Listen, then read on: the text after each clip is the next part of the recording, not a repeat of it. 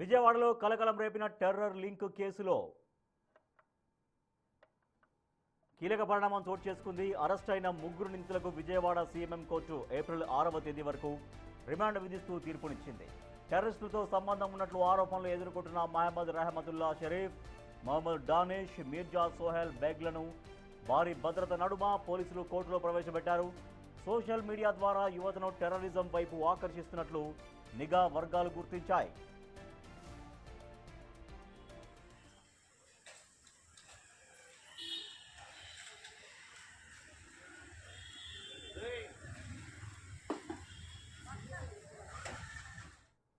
విజయవాడలో కలకలం రేపిన terror link కేసులో కీలక పరిణామం చోటు చేసుకుంది. అరెస్ట్ అయిన ముగ్గురు నిందితులకు విజయవాడ సీఎంఎం కోర్టు ఏప్రిల్ 6వ తేదీ వరకు రిమాండ్ విధిస్తూ తీర్పునిచ్చింది. మా ప్రతినిధి శివ మరింత సమాచారం ఇస్తారు. శివ, ఉగ్రవాదుల కార్యకలాపాలకు రెచ్చగొట్టే విధంగా ముగ్గురు వ్యక్తులు ఎవరైతే ఉన్నారో యువకులు సోషల్ మీడియాలో పోస్టులు పెడుతున్నారు.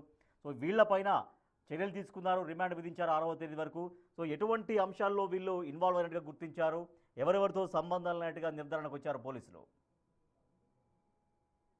ఉగ్రవాదుల సంబంధాలపై కలకలం సృష్టించింది. నిన్న దాదాపుగా 12 గంటల పాటు ముగ్గురు వ్యక్తుల్ని సంబంధించి కూడా రెహమతుల్లాతో పాటు మరొక ఇద్దరు నిందితులను అదుపులో తీసుకొని విచారించిన సెల్ పోలీసులు పలు కీలకమైన సమాచారాన్ని వారి వద్ద నుంచి కూడా రాబట్టినట్టు తెలుస్తోంది. ముఖ్యంగా హైదరాబాదు అలాగే బీహార్, బాంబేకి సంబంధించిన కొంతమంది వ్యక్తులతో వీరికి సత్సంబంధాలు కలిగినట్లు కూడా పోలీసులు ప్రాథమికంగా దర్యాప్తులో వెలుగులో చూసాయి. వీరి ముగ్గురిని కూడా ఉదయం ప్రభుత్వ వైద్యశాలలో పరీక్షలు నిర్వహించి ఆ తర్వాత 4 AM కోర్టులో, విజయవాడ ఎన్ఐ కోర్టు ఇన్ఛార్జి కోర్టులో 4 AM కోర్టులో హాజరుపరిచారు. వెంటనే న్యాయమూర్తి వీరికి 14 రోజుల పాటు రిమాండ్ విధిస్తూ కూడా తీర్పు వివరించారు. ఈ ముగ్గురు నిందితుల్ని నెల్లూరు జిల్లా జైలుకు తరలిస్తూ కూడా ఏసీబీ ఎన్ఎంఎం కోర్టు ఆదేశాలు జారీ చేసింది. అయితే ఉగ్రవాదుల కార్యకలాపాలకు సంబంధించి వీరికి సత్సంబంధాలు ఉన్నట్టు, అలాగే సోషల్ మీడియాలో జిహాదీకి సంబంధించి, అలాగే పాకిస్తాన్కి సంబంధించి సత్సంబంధాలు కొనసాగించేలాగా, అలాగే దేశ ద్రోహానికి సంబంధించి దేశానికి వ్యతిరేకంగా పోస్టులు పెడుతూ, అంటే ముఖ్యంగా ఇండియాకి సంబంధించి పోస్టులను వ్యతిరేకంగా పోస్టులు పెడుతూ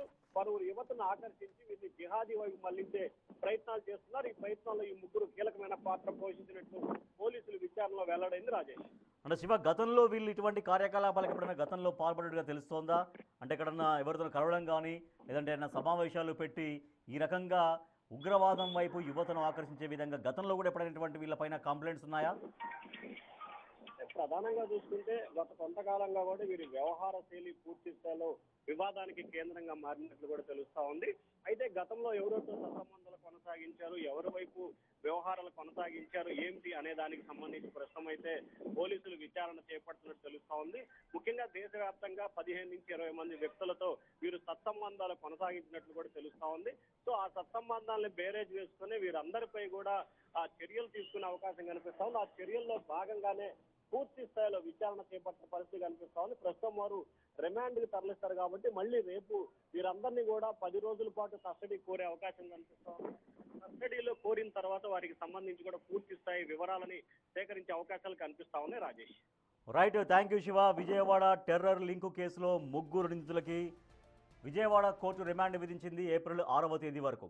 సో ఉగ్రవాదకు సంబంధించినటువంటి కార్యకలాపాలకు వీళ్లకు కొంత లింక్స్ ఉన్నట్టుగా దేశంలోని ఒక 10-20 మందితో ఇటువంటి భావజాలం ఉన్నటువంటి వ్యక్తులతో వీళ్లకు లింక్స్ ఉన్నట్టుగా పోలీసులు గుర్తించారు. సో దీంతో ఏప్రిల్ 6వ తేదీ వరకు రిమాండ్ విధించింది విజయవాడ కోర్టు. షరీఫ్, సోహెల్ అండ్ డానిష్ ఈ ముగ్గురిని రిమాండ్కు తరలించారు.